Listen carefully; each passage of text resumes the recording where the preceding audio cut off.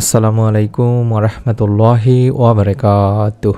1 minute মাদ্রাসা YouTube চ্যানেলে সম্মানিত দিনী ভাই বোনেরা, আমি আশা করি আল্লাহ তাআলার অশেষ রহমতে আপনারা ভালো আছেন, সুস্থ আছেন। আলহামদুলিল্লাহ। আজ পবিত্র রজব মাসের জুমাবার বা শুক্রবার।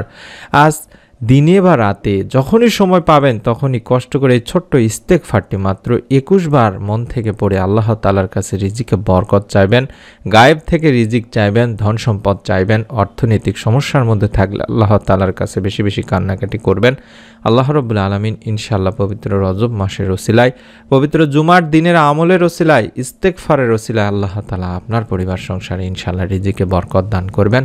আপনার চিন্তার, আপনার কল্পনার বাহিরে থেকে হলেও অনুরোধ করছি ভিডিওটি আমলের উদ্দেশ্যে অবশ্যই সম্পূর্ণ মনোযোগ দিয়ে দেখার। ইসলামের দৃষ্টিতে পবিত্র জুমা ও জুমাবারের রাত দিন অপরিসীম গুরুত্বপূর্ণ। জুমার দিনকে তাই সাপ্তাহিক ঈদের দিন বলা হয়েছে। জুমার দিনের সওয়াব ও মর্যাদা ঈদুল ফিতর ও ঈদুল আজহার মতোই এই দিন ইসলামী ইতিহাসে বড় বড় ও মহৎ কিছু ঘটনা ঘটেছে। জুমার গুরুত্ব আল্লাহ রাব্বুল আলামিনের কাছে এত বেশি যে কোরআনে জুমা নামে একটি স্বতন্ত্র সূরা নাজিল করা হয়েছে। সুবহানাল্লাহ। আল্লাহ তাআলা কোরআনুল কারিমে ইরশাদ করেন, হে মুমিনগণ, জুমার দিন যখন নামাজের আহ্বান জানানো হয় তখন তোমরা আল্লাহর স্মরণে মসজিদে এগিয়ে যাও এবং বেচাকেনা বা দুনিয়াবি যাবতীয় কাজকর্ম ছেড়ে দাও। এটা তোমাদের জন্য কল্যাণকর যদি তোমরা জানতে। সূরা জুমার 9 নম্বর আয়াতে বলা হয়েছে। আল্লাহ রাসূল সাল্লাল্লাহু আলাইহি ওয়াসাল্লাম একটি হাদিসে বলেছেন, মুমিনের জন্য জুমার দিন হলো সাপ্তাহিক ঈদের দিন। ইবনে মাজাহ 1098 নম্বর হাদিস। এক হাদিসে নবী করিম সাল্লাল্লাহু আলাইহি ওয়াসাল্লাম আরো ইরশাদ করেছেন, যে দিনগুলোতে সূর্য উদিত হয় ওই দিনগুলোর মধ্যে জুমার দিনই হলো সর্বোত্তম। ওই দিন হযরত আদম আলাইহিস সালামকে সৃষ্টি করা হয়েছে। ওই দিনই তাকে জান্নাতে প্রবেশ করানো হয় এবং ওই দিনই তাকে জান্নাত থেকে বের করে দেওয়া হয়। আর ওই দিনই কিয়ামত অনুষ্ঠিত হবে। সহিহ মুসলিম শরীফের হাদিস নম্বর 854। মহানবী সাল্লাল্লাহু আলাইহি ওয়াসাল্লাম আরো ইরশাদ করেছেন, পবিত্র জুমার দিন দোয়া কবুল হওয়ার একটি সময় আছে। কোনো মুসলিম যদি সেই সময়টা পায় আর তখন যদি সে নামাজে থাকে তাহলে তার যে কোনো কল্যাণ কামনা আল্লাহ রাব্বুল আলামিন পূরণ করেন। বুখারী শরীফের 6400 নম্বর সহিহ একটি হাদিস।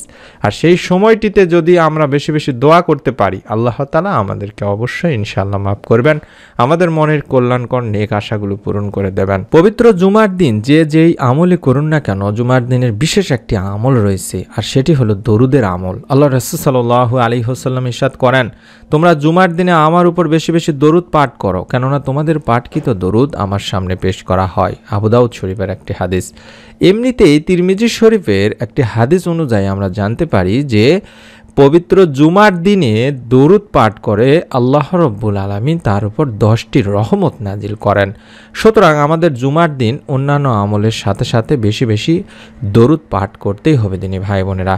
পবিত্র জুমার দিন বেশি বেশি দরুদ পাঠপূর্বক একটি ছোট্ট ইস্তেগফার অন্তত যদি 21 বারও কম করে পড়তে পারি এবং আমাদের পরিবার সংসারে রিজিকে বরকত চাইতে পারি, আল্লাহ রাব্বুল আলামিন ইনশাআল্লাহ আমাদেরকে আমাদের পরিবার সংসারে রিজিকে বরকত দান করবেন। আমরা প্রতিদিন বুঝে না বুঝে নিজের অজান্তে অসংখ্য ভুল করে বসে থাকি।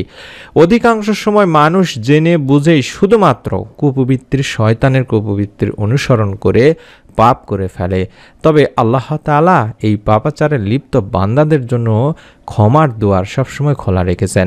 তাই মানুষ যত ভুলই করুক না কেন, অনুতপ্ত হৃদয় আল্লাহ রাব্বুল আলামিনের কাছে যদি ক্ষমা চায় তাহলে আল্লাহ তাআলা ক্ষমা করে দেবেন।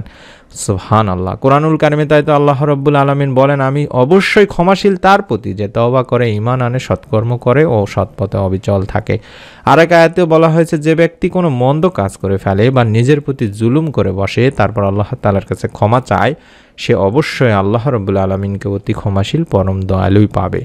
আল্লাহ রাসূল সাল্লাল্লাহু আলাইহি ওয়াসাল্লামের কোনো গুনাহ ছিল না দিনী ভাই বোনেরা, তারপরও তিনি ছিলেন নিষ্পাপ। তারপরেও তিনি দিনে রাতে প্রচুর পরিমাণে ইস্তেগফার পাঠ করতেন, আল্লাহ তাআলার কাছে কেঁদে কেঁদে দোয়া করতেন, গুনাহের জন্য মাপ চাইতেন, ক্ষমা চাইতেন। হাদিসেও এসেছে, হযরত আবু হুরায়রা রাদিয়াল্লাহু তাআলা আনহু বর্ণনা করেন, আমি আল্লাহ রাসূল সাল্লাল্লাহু আলাইহি ওয়াসাল্লামকে বলতে শুনেছি, আল্লাহর কসম আমি প্রত্যেক দিন আল্লাহ তাআলার কাছে 70 বারেরও বেশি ইস্তেগফার ও তওবা করে থাকি। সহিহ বুখারী শরীফের সহিহ একটি হাদিস। তাহলে বুঝতেই পারছেন আল্লাহ রাসূল সাল্লাল্লাহু আলাইহি ওয়াসাল্লাম যদি এত বেশি পরিমাণে ইস্তেগফার পড়তে পারেন, ইস্তেগফার করে থাকেন, তাহলে আমাদেরকে কত বেশি করতে হবে দিনী ভাই বোনেরা। ইস্তেগফারের মাধ্যমে আল্লাহ রাব্বুল আলামিন বান্দাকে রিজিক দান করে থাকেন। আমরা সবাই চাই যে আমাদের রিজিক বেড়ে যাক, সহজে আমরা ধনী হয়ে যাই, রিজিকে বরকত আসুক। কিছু মানুষ তো অর্থনৈতিক দুশ্চিন্তায় এমন অস্থির হয়ে আছেন যে তারা ভুলেই গেছেন মানুষ ও জিন জাতি সহ সমস্ত সৃষ্টির জীবিকার দায়িত্ব আল্লাহ তাআলা নিজেই নিয়েছেন। মহান রব আল্লাহ তাআলা বলেন, আর আমি তো বলেছি তোমরা তোমাদের প্রভুর কাছে ক্ষমা প্রার্থনা করো, তিনি অবশ্যই অত্যন্ত ক্ষমাশীল।